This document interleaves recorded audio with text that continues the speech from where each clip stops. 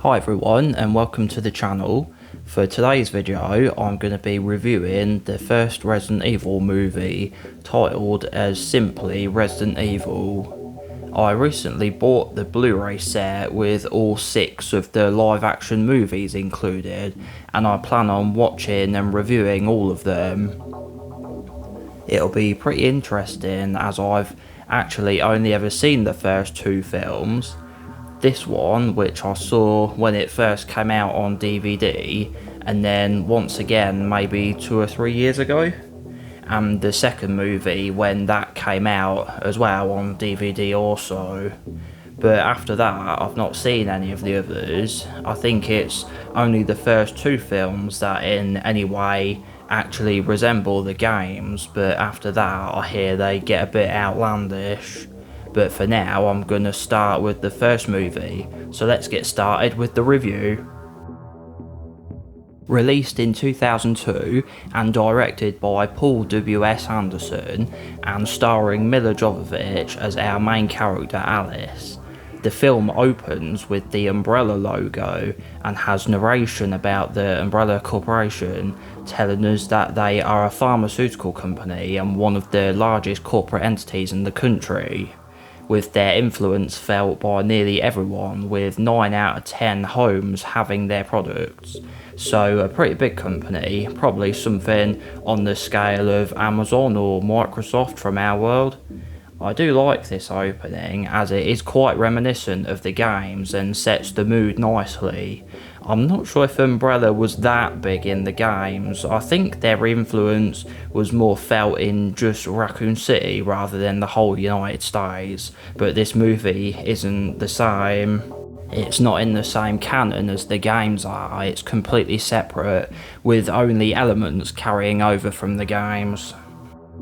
So after that we get the first real scene in a workplace with lots of people around and a lab where a guy is using some mechanical arms to put some tubes containing virus samples into a case, and then he throws one at a table, breaking it open and the contents spilling out on the floor and getting sucked into the ducting.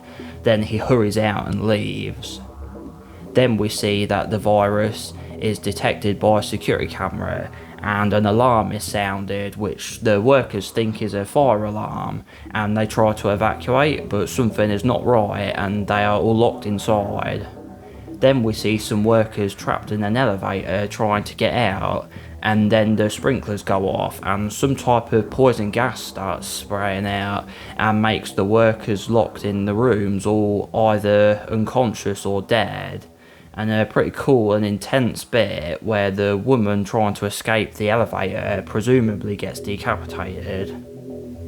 So by this point, I'd say the movie is off to a pretty good start and shows us how the outbreak starts, but hasn't yet revealed who the bad guy is who started it or why he did so. So then it cuts to Alice waking up on the floor in the shower in a large mansion, sort of like the Spencer mansion from the games, but not exactly. It isn't the main setting for the film, but it does have similar statues and stuff to the mansion from the game. Then Alice starts looking around for anyone else, but she has amnesia and doesn't remember who she is or what she is doing there. Then a guy grabs her and tries to lead her somewhere, but a few seconds later a group of armed soldiers rappel down and smash through the windows. They are kind of like this movie's version of the Umbrella Security Service, with their black paramilitary uniforms. They arrest the man who just grabbed Alice, whose name is Matt, and their commander starts interrogating Alice, saying he wants a report from her and calls her soldier, showing that she is a soldier as well like them, but she has memory loss and doesn't remember anything. They decide to bring Alice and Matt with them, and they open a door with a computerised lock on it and head down the stairs. This leads them down to a warehouse of sorts with lots of boxes with umbrella logos on them and logos plastering the walls everywhere as well.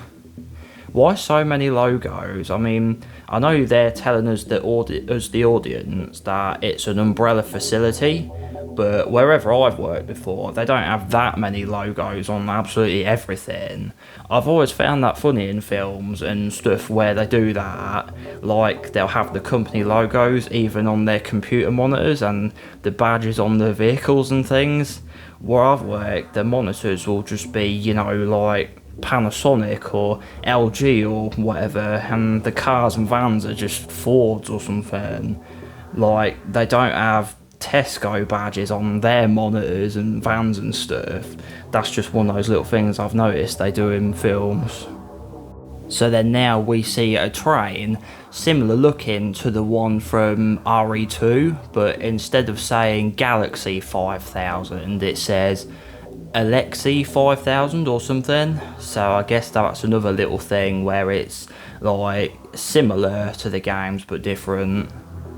The movie is pretty much a mishmash of the first and second games, combining a loose version of those together into one story, with the start being in a mansion and then they go into the train, into the lab, after only about 10 minutes or so. So it's a little bit of RE1, but mostly the lab section from RE2.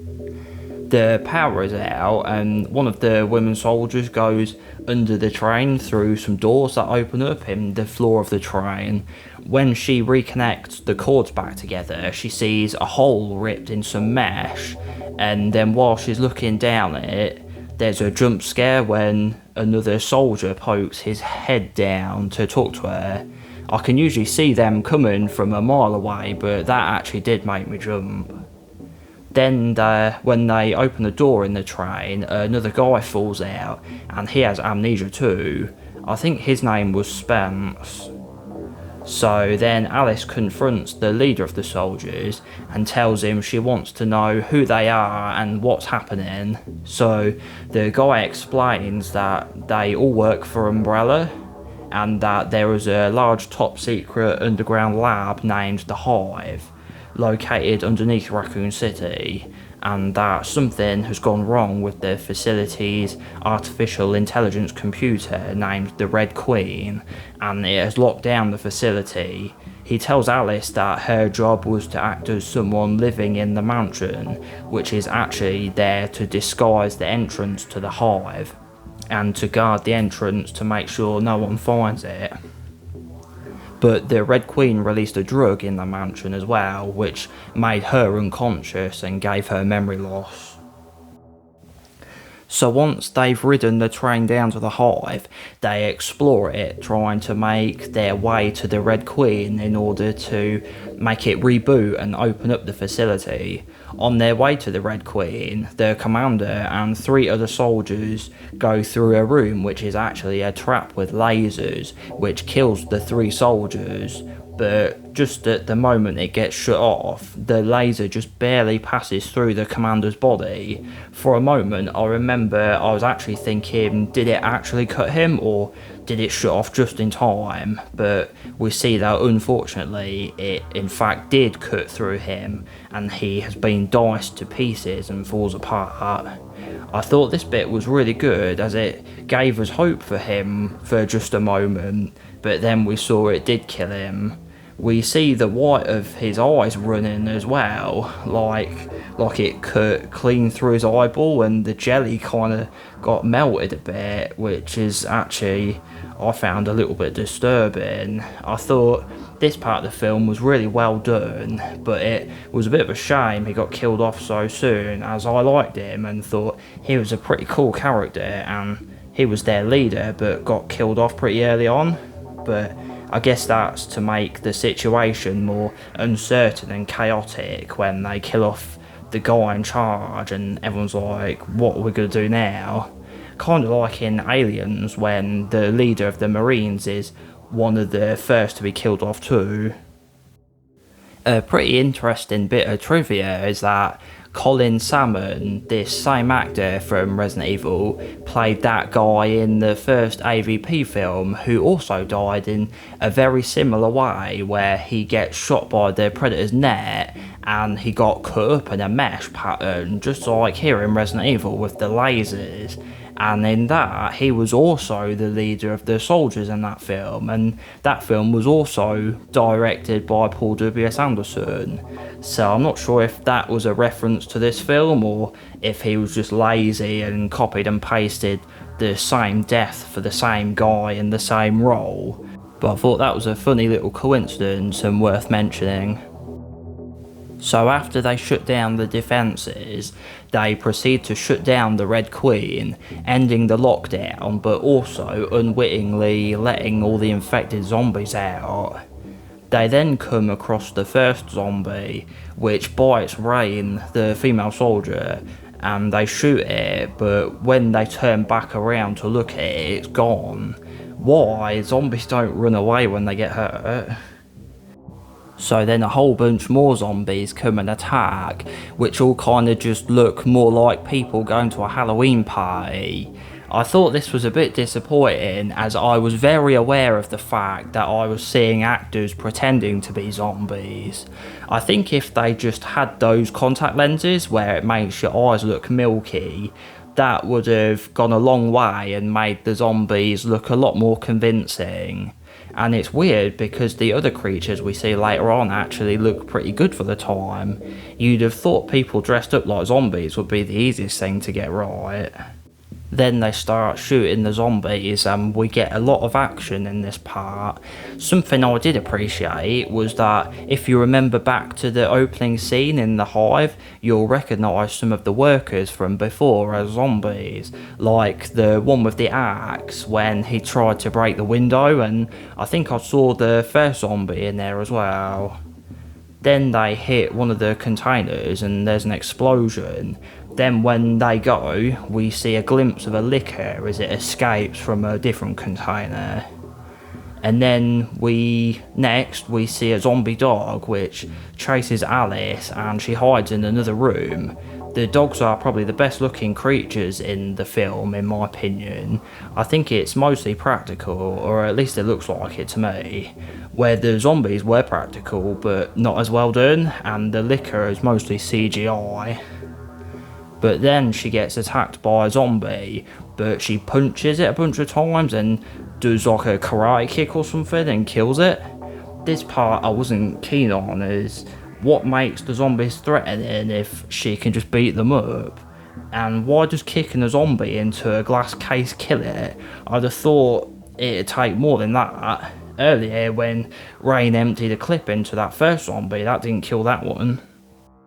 And then the zombie dog smashes through the window, kind of like their game I guess. Alice runs into another room, but there are lots of zombie dogs in there, but she shoots them. Then there's another one and she does a running wall kick and kills it. Again, like the zombie, how does one kick kill a zombified creature? And it also takes the danger away from them if she can just kill them barehanded. Something else that was weird is that when she shoots the gun, the bullet is made by Umbrella. I thought they made medicine, not bullets. I know in the intro it said they secretly made military weapons, but I thought that meant more like chemical weapons, and it's not very top secret if they stamp their company name into them. So then Alice and Matt kill his sister, who was a zombie and was working there, and he tells her she wanted to get evidence to take down Umbrella. After this, it feels like there's a scene missing. It just cuts to them running from zombies and closing the door behind them. So I don't know, maybe they had to cut that section to make the film shorter. Then they reboot the Red Queen, and she explains to them what the research was for, the T-virus, and it was cool where as she's explaining how people become zombies, the camera pans up one of the dead soldiers' bodies who got eaten, and then his eyes open. For bargaining power, they tell the Red Queen they'll shut her down if she doesn't help them, but would a computer have self-preservation? Would it care? If so, that's pretty advanced. And then they make their way through some tunnels which look a little bit like the sewers for Amari 2. Not sure if that's what they were going for or if it's just a coincidence, but there's more zombies, but Alice has no trouble killing a bunch of them hand to hand again. They escape the tunnels and Alice remembers and has visions of the hive before and remembers there's a cure. The blue vials contain the virus and the green ones contain the cure, which is something else they changed. The T-virus was green in the games, or at least it was in RE2. Then later on it turns out one of the group is a baddie, but the liquor kills him. It looks a bit naff and you can tell it's CGI. Then the Red Queen tells them they can escape if they kill Rain because she's been bitten a bunch of times and is infected. But then Kaplan shuts down the Red Queen and they leave anyway. They escape on the train and have to defeat the liquor, but only Alice and Matt make it back to the mansion. Then some guys in hazmat suits come and take Matt away, and one of them says he wants him in the Nemesis program, which I remember got me excited as a kid when I first watched it, because it basically flat out told us that Nemesis was going to be in the sequel. Alice then wakes up in an empty hospital and escapes by picking a keycard reader with a needle, because that's a thing you can do, and she leaves the hospital and we see the streets in chaos where the outbreak has started, showing us that the sequel will be set in Raccoon City. So overall, I did enjoy the movie. It was alright. I'd probably give it a 7 out of 10. While only slightly resembling the games, it actually started off pretty good, but it kind of broke my immersion when Alice started karate kicking zombies and could kill them with no weapons. Why weren't any of the actual soldiers as skilled in hand to hand as her? She gets physical powers later on, but I don't think she has them yet, so this didn't really make sense to me. You can correct me if I'm wrong though, but I literally just watched the movie and don't recall any mention of her having superhuman strength or any special abilities.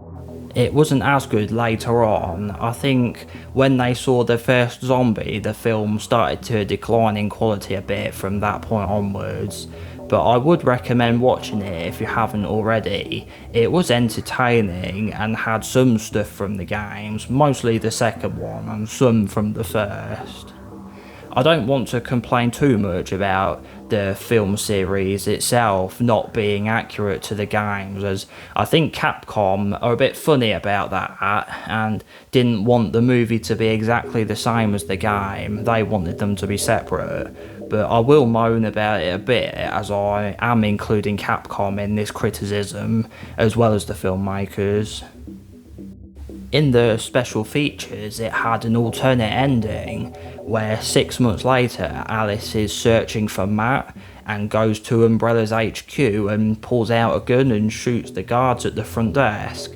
But Paul Anderson said he preferred the ending they went with, as it wasn't a happy ending. It was more dark and depressing, like a 70s movie, as they had darker endings back then. I actually thought he was about to say it would be more like the games, but then he said the thing about where he was going for a 70s movie thing, but there was no mention of the games. I think that says a lot, how he didn't even mention the games. I highly doubt anyone really involved ever tried playing or cared about the games in any way. They probably just got the plot summed up for them on one side of paper sent to them from Capcom, kind of like nowadays where you could just look it up on Wikipedia. So I want to thank you for watching my review. Do you agree with my thoughts or do you not? Did you love the film or did you hate it, or do you fall in the middle like me? Let me know. And before you go, make sure to hit the like button and subscribe to the channel if you're interested in seeing future videos from me, and I will see you all next time.